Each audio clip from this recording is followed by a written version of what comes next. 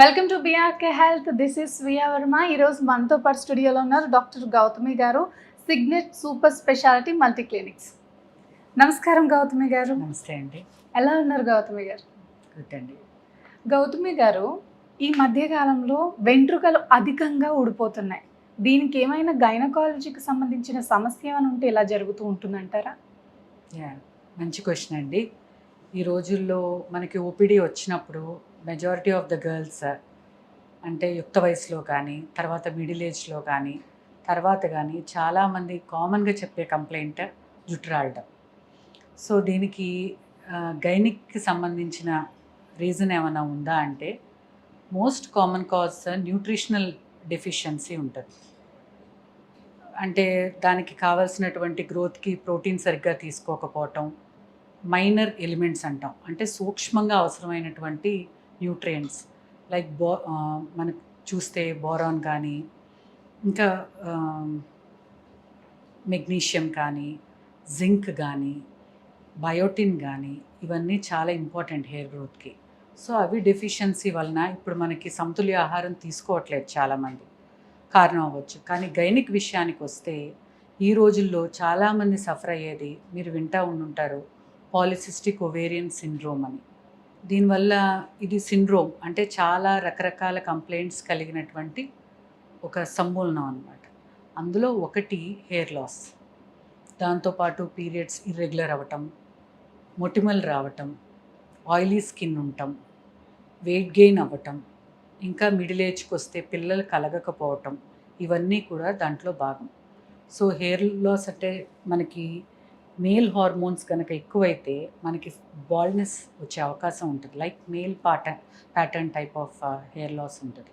So sides angles వెనక్కి recede అవటం అది మనం చూస్తాం. సో గైనిక్కి సంబంధించిన విషయం అంటే మోస్ట్ కామన్ ఈ రోజుల్లో పాలిసిస్టిక్ ఒవేరియన్ సిండ్రోమ్ ఒకటిగా చెప్పొచ్చు. నెక్స్ట్ ఏమన్నా male type of ovarian tumours ఉంటాయి, అంటే మనకి ఓవరీలో చిన్న చిన్న సిస్టుల కాడ నుంచి చిన్న చిన్న గడ్డల కాడ నుంచి ట్యూమర్స్, క్యాన్సర్స్ కానీ అవ్వచ్చు. అందులో కొన్ని రకాలైనటువంటి ట్యూమర్స్ మేల్ హార్మోన్స్ ప్రొడ్యూస్ చేస్తాయి. అలా ఉన్నప్పుడు మనలో ఆ మేల్ హార్మోన్ ఎక్సెస్ వల్ల కలిగినటువంటి చేంజెస్ లైక్ వాయిస్ చేంజ్, అందులో హెయిర్ లాస్ ఒకటి భాగంగా ఉండొచ్చు. సో ఇవి గైనిక్కి రిలేటెడ్ హెయిర్ లాస్ కారణాలు. అవుట్ సైడ్ నుంచి ప్రాబ్లమ్స్ ఎందుకు వస్తాయి డాక్టర్ హెయిర్కి సంబంధించి? పొల్యూషన్, ఈ రోజుల్లో చూస్తే పొల్యూషన్, వాటర్లో డిఫరెంట్ అంటే మనకి ఇక్కడ ఉండకపోవచ్చు, యూఎస్ అలాంటి వాటిలో హెవీ మెటల్స్ ఉండటం వల్ల హెయిర్ లాస్ అవ్వచ్చు.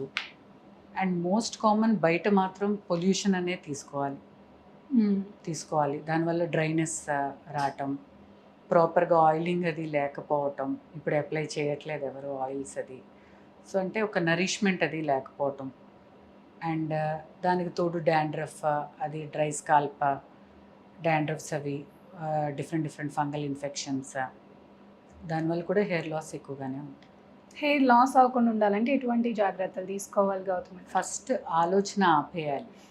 హెయిర్ లాస్ అవుతుంది అంటే ఇంకా ఎక్కువ అవుతుంది, ఎందుకంటే మనం దాని గురించి ఆలోచిస్తున్నాం.